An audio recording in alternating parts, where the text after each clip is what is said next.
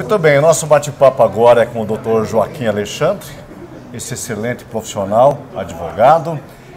Convidei meu amigo Dr. Alexandre para vir tomar um café aqui no The Medical Way Café e para falar sobre pensão de alimentos, doutor. Exato. Muito obrigado pelo convite, é sempre um prazer estar aqui, né? E um ambiente maravilhoso. Aqui é bom, né, doutor? Sim, isso aqui que a minha ideia é que isso aqui se tornasse rotina, porque eu gosto muito do ambiente. É bom demais. Pensão de alimentos é uma área do direito de família, doutor Alexandre? Isso, na verdade, o direito a alimentos ele é previsto no Código Civil Brasileiro, né? No artigo 1694, e ele trata sobre quem tem direito aos alimentos, né? É uma garantia constitucional que diversas pessoas têm esse direito e nem todos exercem, né? E tem alguns critérios para poder exigir os alimentos, né? Muitas vezes a pessoa pensa assim, que o alimento ele só pode ser exercido pelo menor, pela criança, né? Onde a mãe representando pede os alimentos em favor do pai. Não é assim que funciona. O idoso pode pedir os alimentos, o ex-marido, a ex-esposa, todo aquele que estiver passando por uma necessidade ele vai poder exigir alimentos. Tem uma regra? Tem algumas regras. Uma delas é que haja um grau de parentesco, haja uma proximidade, né? Essa é a primeira, a mais importante de todos. Depois dessa, ela tem alguns outros critérios, né? Eu tenho que ter um vínculo com a pessoa, eu tenho que ter alguma proximidade.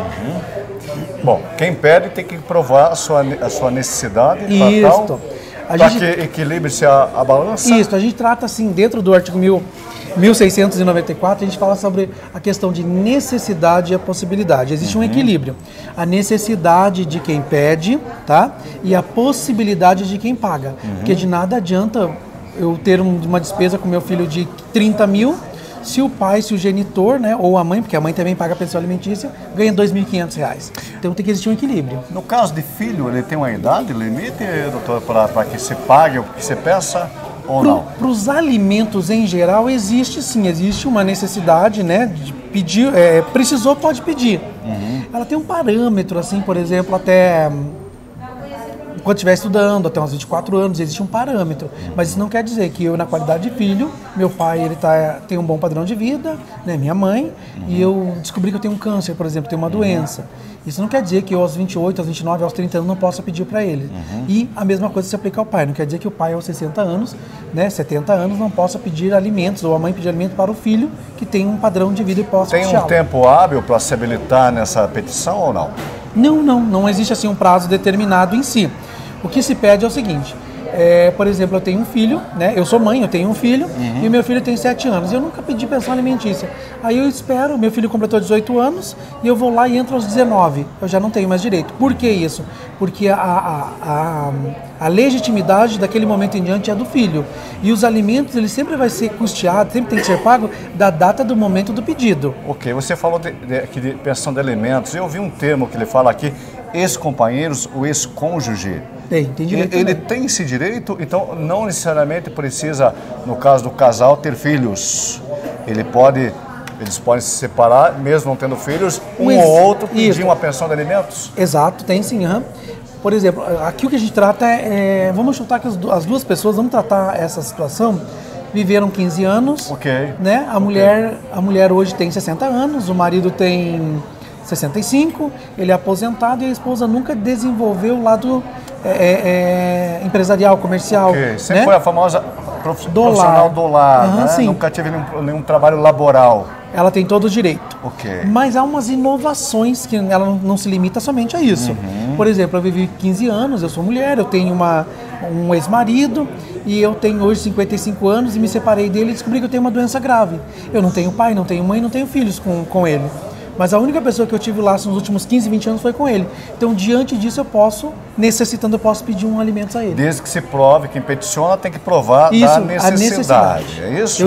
Eu provando a necessidade, a minha necessidade, a possibilidade dele de pagar, está feita a formação do... Como é que é estipulado esse valor, doutor Joaquim? Olha, não existe... Porque nós estamos falando aqui de pensão de alimentos.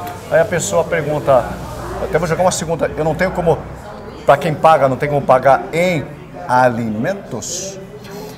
Não porque na verdade os alimentos ele vai muito além disso, né? Os alimentos, as pessoas definem alimentos como se fosse cesta básica. Nada a ver. Nada a ver. Então o alimento é uma forma da pessoa se manter. Esse é o termo. Isso, é o termo de sobrevivência, questão de sobrevivência. Perfeito. Por exemplo, uma necessidade de alimentação, né? A necessidade de medicamento, a necessidade de escola. Então, isso é alimentos. Perfeito. Como é que é calculado isso aí? Olha, existe um mito que todo mundo fala que é os 30%, 33%. Não existe isso, não existe parâmetro. A gente substituiu, há uns anos atrás, o âmbito jurídico, as jurisprudências, o entendimento, substituiu essa situação pela necessidade e possibilidade. Ou seja, se o pai tem condições de pagar, ele vai pagar. Se a criança está precisando, ela vai pedir. Né? Então, ou seja, vamos supor que o pai ganha 30 mil reais. E a mãe quer 33%, mas ela só paga a escola da criança e a alimentação, que fica em torno de R$ 1.700. Então, ou seja, o juiz, na hora de determinar, ele vai ponderar, ele vai olhar assim, opa, eu vou dar 9 mil de pensão, ou 10 mil de pensão, 15 mil de pensão, se a criança necessita de 4 ou 5 para sobreviver. Então, ele tem que ter essa minúcia no análise. Doutor, existe algum impeditivo do pai ou a mãe deixar de ver o filho em detrimento de não estar pagando a pensão? Não, nenhum. Eu não estou pagando pensão. pensão. Ser usado como moeda de troca, opa, não pagou a pensão, não vai ver o nosso filho. É muito comum isso, não vai ver meu filho porque não paga a pensão. Uma coisa não tem nada a ver com a outra. Não, né? O fato de eu não estar cumprindo com os alimentos, cabe à mãe procurar a justiça para isso, né? Ok. E tem aquele mito também que a mãe acredita assim, olha, eu separei do seu pai, tem 8 anos e entrei com a ação agora. Ela está querendo retroativo, não tem como. Então ela usa aquilo como barganha, fala, olha, se não pagar os atrasados, que não é atrasado porque nunca foi cobrado na justiça, não vai ver meu filho. Então é a partir dali, certo? A partir daquele momento que entrou, o juiz vai determinar da citação e ele vai ter que pagar. Só que tem uma coisa, o que não pode, o que as pessoas não podem ter em mente é que se não pagou, não tem direito de ver. Agora tem uma outra questão que eu acho que é verdadeira. Não pagou, está sujeito a... cadeia. Isso, que eu acho que é uma das poucas que se prende no Brasil. Sim, salva a prisão em flagrante aos alimentos, né? É isso. Ou seja, os alimentos, ele tem vários fatores. Um deles é a prisão. As pessoas pensam assim, eu vou prender. A pessoa vai lá e fala assim, eu fiquei preso 30 dias, estou livre. Não é assim que funciona. Eu não paguei alimentos, eu sou a prisão coercitiva, né? Eu vou ser preso. Posterior à prisão, meus bens podem ser bloqueados, eu posso ter nome protestado, inscrição no Serasa. Então, tem vários fatores que incidem. O nome da pessoa fica negativado. Fica negativado, eu posso pedir. Eu entrei com a ação, ele não pagou os alimentos, ele foi preso. Ele permite habeas corpus ou não? Cabe pedido de liberdade, né? Porque, na verdade, geralmente os juízes, quando a pessoa... Não é só assim mediante o pagamento. Pagou a pensão... na verdade, porque a lei fala muito claro, que é sob pena de prisão ou de justificativa. Então, ou seja, se eu não tenho condições de pagar, eu justifico. E aí o juiz vai olhar se tem necessidade ou não. Então, eu libero a prisão e, liberando a prisão, o que acontece? Meus bens podem ser penhorados. Uma última pergunta, doutor. Vamos lá. Como é que se calcula? Quanto? Pensão de alimentos. Quanto paga? Então, ele é um fator, antigamente tinha esse mito, né, dos 33%, hoje não tem mais.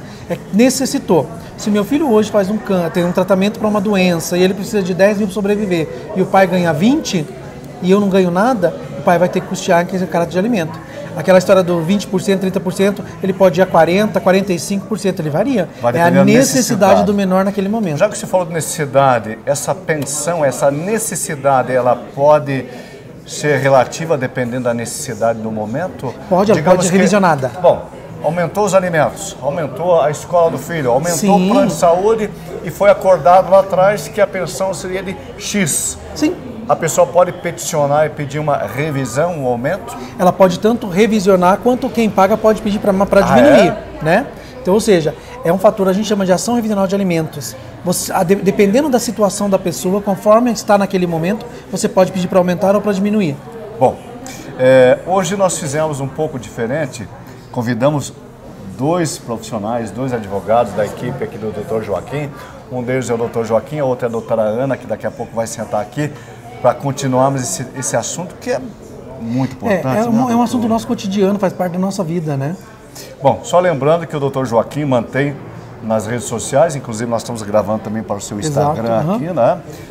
Caso você queira conhecer um pouco do trabalho desse excelente profissional e queira encaminhar a sua pergunta, doutor, o que eu faço diante disso? Informação é poder, né, doutor? Sempre. Nosso caráter é sempre formativo, trazendo um pouco de conhecimento, né? E quantas coisas poderiam ser evitadas se a pessoa consultasse um advogado antes? Né? Exatamente. Então vamos lá, como é que encontra-se lá na sua página do Instagram, doutor? No Instagram está j.alexandres_.